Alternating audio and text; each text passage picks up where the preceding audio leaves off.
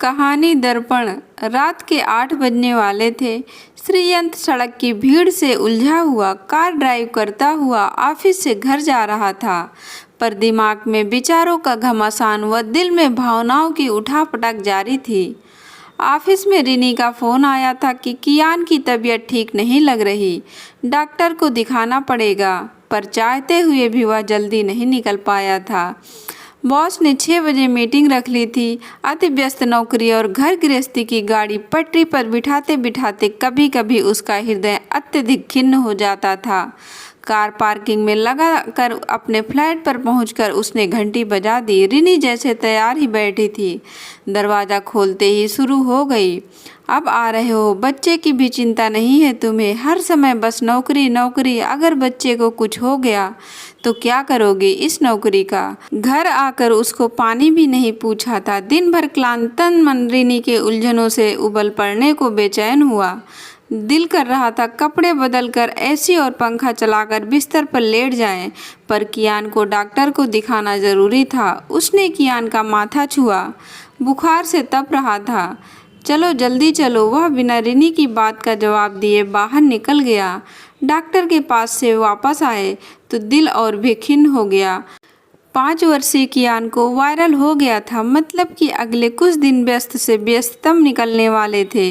रिनी, तुम ड्राइविंग क्यों नहीं सीखती? कार नहीं तो स्कूटी ही सीख लो, कई मुश्किलें आसान हो जाएगी। एक दिन श्रीयंत रिनी का मूड अच्छा देखकर बोला था, घर गृहस्थी व बच्चा संभालूं या फिर किसी समय जाऊं सीखने, तुम ही बताओ। सीखने की इच्छा रखने वालों को पूछना नहीं पड़ता, वो समय निकाल ही लेते हैं। श्रीयंत भन्ना कर बोला, तुम तो बस हवा में बातें करते हो। मुझे नहीं सीखना, और सीखने की ज़रूरत क्या है? ज़रूरत तो बहुत है। छोटे छोटे कामों के लिए मेरा मुंह देखती हो। आजकल महिलाएं कितनी आत्मनिर्भर हैं।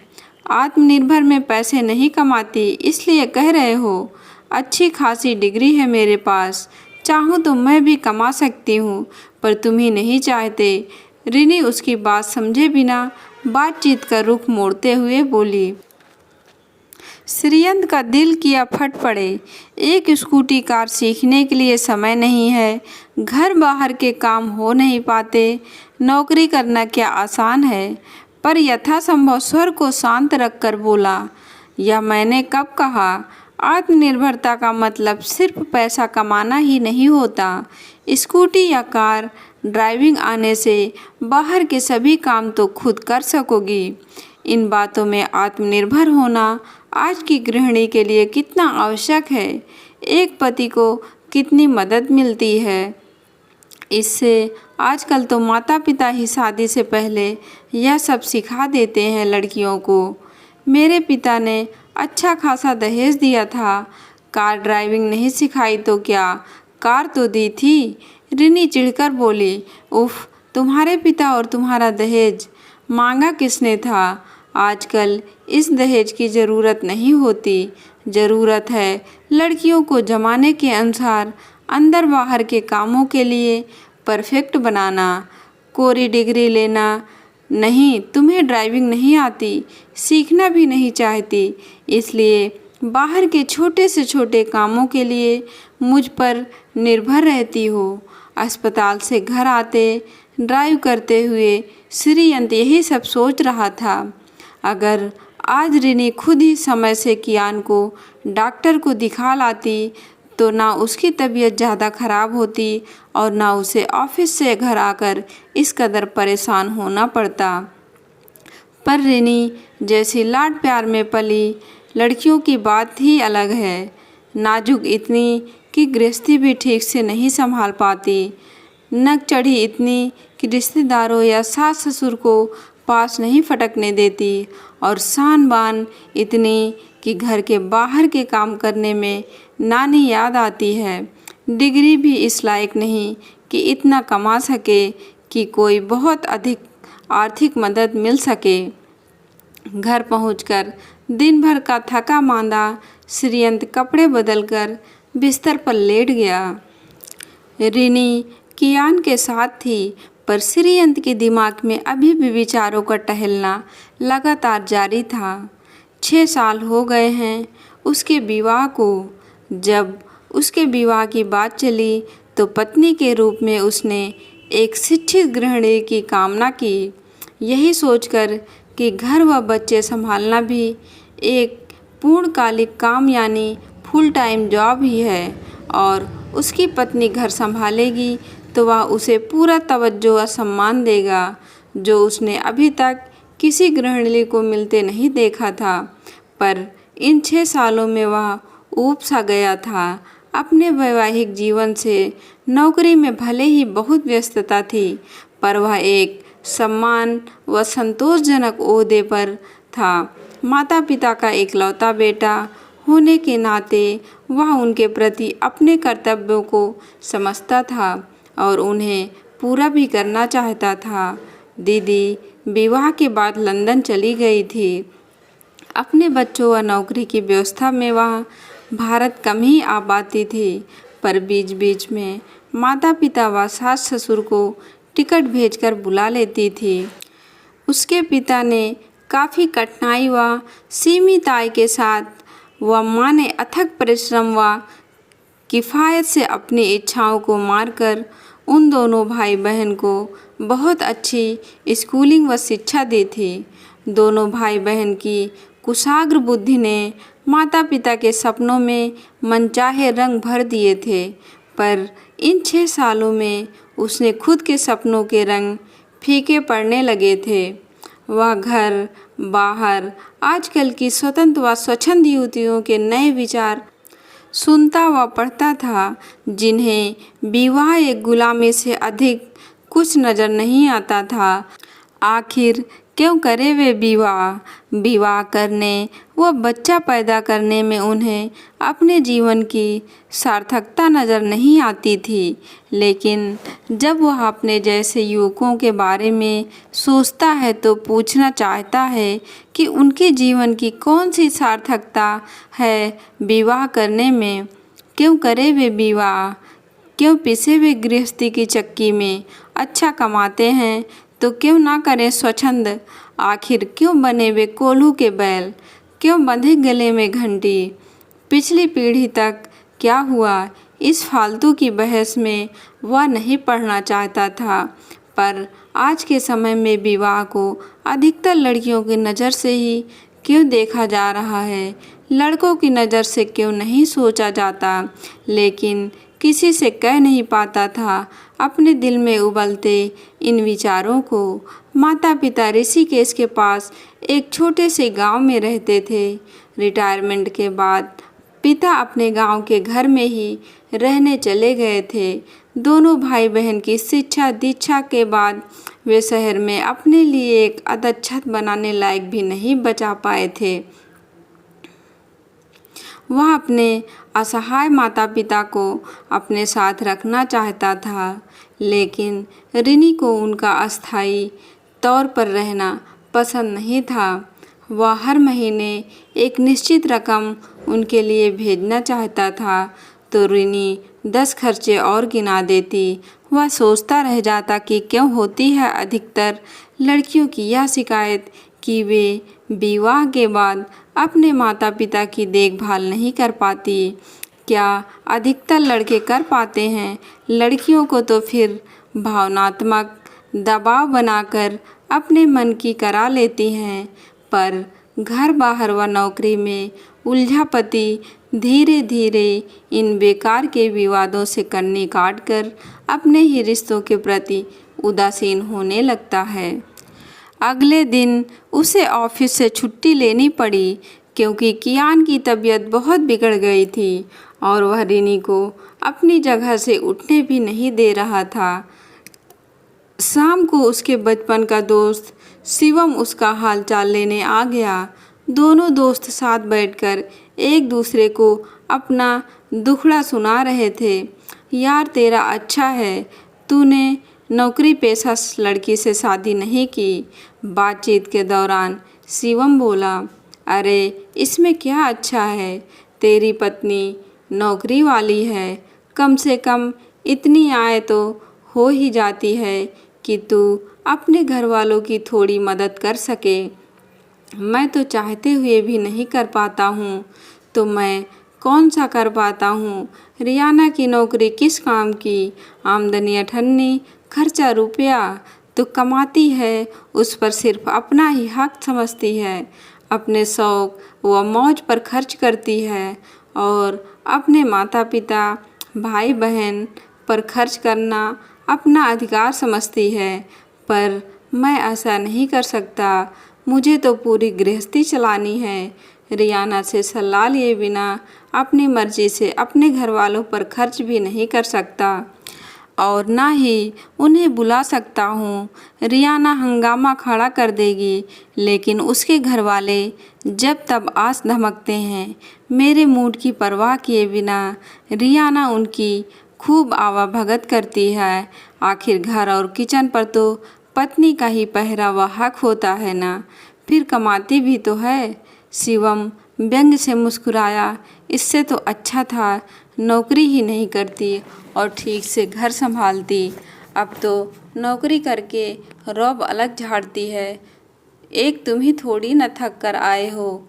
अब उससे कोई पूछे, चलो नहीं थकता, मैं छोड़ देता हूँ नौकरी, मैं संभालता हूँ घर, पर उसकी तनख्वाह से पूरे खर्चे चल जाएंगे क्या। शिवम एकाएक भन्ना गया। सही कह रहा है, पर रिनी चाहे नौकरी नहीं भी करती, पर इतनी नाजुक लड़कियां तो घर भी ठीक से नहीं संभाल पाती। सब्जी काटने से भी हाथ खराब हो जाते हैं, खाना बनाना भी ठीक से नहीं आता, पर बस थोड़ा बहुत सुपरविज़न ही हो पाता है। शौक दुनिया भर के हैं, जिसके लिए पैसा चाहिए। नौकरी के साथ साथ घर में भी उसकी मदद करनी पड़ती है। कभी कभी तो दिल करता है भाग जाऊं कहीं। श्रीयंत ने भी दिल की भड़ास निकाली। दोनों दोस्त अपनी अपनी आधुनिक पत्नियों के रवैये से परेशान अपनी बातों में मशगूल थे कि अचानक वीरेन आ टपका। वीरेन भी बचपन से उनके साथ पढ़ा था, पर तेज बुद्धि पर वीरेन इंजीनियर था। उसकी पत्नी भी इंजीनियर थी। दोनों ने प्रेम विवाह किया था। अरे क्या गुफ्तगू चल रही है मेरे बिना। कुछ नहीं, आजा तू भी शामिल हो जा हमारे पत्नी पुराण में। शिवम हंसता हुआ बोला, ये क्या शामिल होगा, सनिका इसके बराबर का कमाती है, आधी से अधिक प्रॉब्लम तो यूं ही सॉल्व हो गई। परेशानियों तो सब जगह रहती है। उनकी बात समझकर वीरेन गंभीरता से बोला, मेरी परेशानियां कुछ अलग तरह की हैं। तो वो क्या, दोनों दोस्त बोल पड़े। 7 साल होने को है शादी हुए, घर वाले जोर डाल रहे हैं और अब मुझे भी लगता है कि परिवार बढ़ाने के बारे में सोचना चाहिए, पर सनिका के पास फुर्सत नहीं। अब तुम ही बताओ कि बच्चा कैसे होगा। दोनों दोस्त मुंह बाएं हुए निहारने लगे। सनिका का क्या कहना है इसके बारे में। श्रीयंत बोला, इस साल तो नहीं, उसका यही जवाब होता है। और यही कहते कहते वह खुद 37 की हो गई है। कब सोचेगी। नौकरी की व्यस्तता की वजह से वह कुछ सोच भी नहीं पाती है और इतनी अच्छी नौकरी छोड़ भी नहीं पाती है। तो फिर क्या बच्चा करोगे ही नहीं। शिवम आश्चर्य से बोला, हाँ यह भी हो सकता है। वीरेन हताश भरे स्वर में बोला, वैसे कुछ समय से सरोगेसी से बच्चा पैदा करने की बात भी करने लगी है। सुनकर तीनों दोस्त हंस पड़े। ये तो अच्छा है, आजकल की लड़कियों का पैसा कमाओ और सब कुछ ऑर्डर कर दो, यहाँ तक कि बच्चा भी। तीनों दोस्त अनायास ही ठहाका मारकर हंस पड़े। पता नहीं कैसी जिंदगी हो गई है। एकाएक वीरेन संजीदा हो गया। जब दोनों ही अच्छी आय के दम पर देश विदेश घूमना पार्टी, दोस्तों के साथ मस्ती, एक अच्छी अस्तरी ज़िंदगी नसीब होती है तो सब कुछ अच्छा लगता है। पर हम कहाँ जा रहे हैं? ना अपने माता पिता के रह गए, ना अपने लिए बच्चे ही पैदा कर पा रहे हैं, और किसी तरह कर भी लिए तो उनका ठीक ठाक से लालन पालन नहीं कर पा रहे हैं। यह तो तू सही कह रहा है यार। वीरेन के चेहरे की संजीदगी शिवम के चेहरे को संजीदा बना गई। हमारी माँओं के समय पत्नियां रोया करती थी और पति पुराण सुनाया करती थी। पड़ोसियों, सहेलियों, यहाँ तक कि बच्चों को भी सबको अपने पक्ष में करने के लिए, और हमारी पीढ़ी के पति अब पत्नी पुराण सुना रहे हैं। पर हम किसी दूसरे को अपना दुखड़ा भी नहीं सुना सकते, क्योंकि कहावत है ना कि मर्द को दर्द नहीं होता। यह सब पता होता तो कभी शादी ही नहीं करता। आखिर क्यों करनी है शादी? श्रीयंत झुंझलाकर कुछ ऊंची आवाज़ में बोला। पैसा अलग खर्च होता है, आज़ादी भी छिन जाती है, माता पिता रिश्तेदारों से रिश्ता खत्म सा हो जाता है, नौकरी के साथ साथ घर के कामों में अलग अलग मदद करनी पड़ती है, और रात को पत्नी को उसकी मर्जी के बिना हाथ भी नहीं लगा सकते। आखिर कोई बताए मुझे कि आज के लड़के विवाह क्यों करें? श्रीयंत बिल्कुल भाषण देने वाले अंदाज में बोला। ओए रिलैक्स, तुझे कोई ओट नहीं मिलने वाला है। हाँ, तलाक ज़रूर मिल जाएगा। अगर अंदर रिनी ने सुन लिया तो। वीरेन उसे शांत करता हुआ बोला। उसके बोलने के अंदाज से दोनों दोस्त कुछ मजबूरी से, कुछ खिसिया कर खिलखिलाकर हंस पड़े। हाँ यार, ज़्यादा तेवर दिखाओ तो कहीं नारी शक्ति जोर मार दे और दिन में भी तारे दिखा दे। कुछ भी हो सकता है आजकल तो। श्रीयंत गंभीरता से बोला।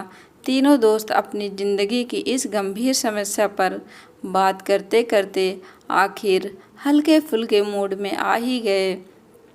पर तीनों मन ही मन सोच रहे थे कि आखिर इस समस्या से पार पाने का कौन सा उपाय है।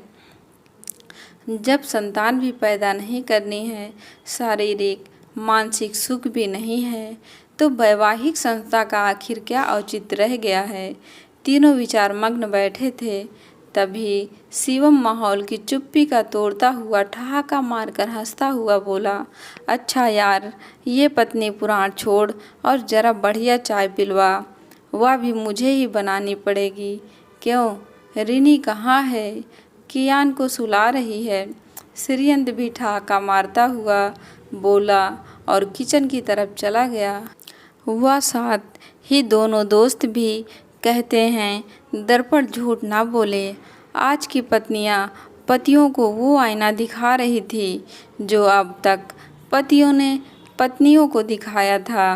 दोस्तों, आपको कहानी पसंद आई हो तो वीडियो को लाइक, शेयर और चैनल को सब्सक्राइब करें।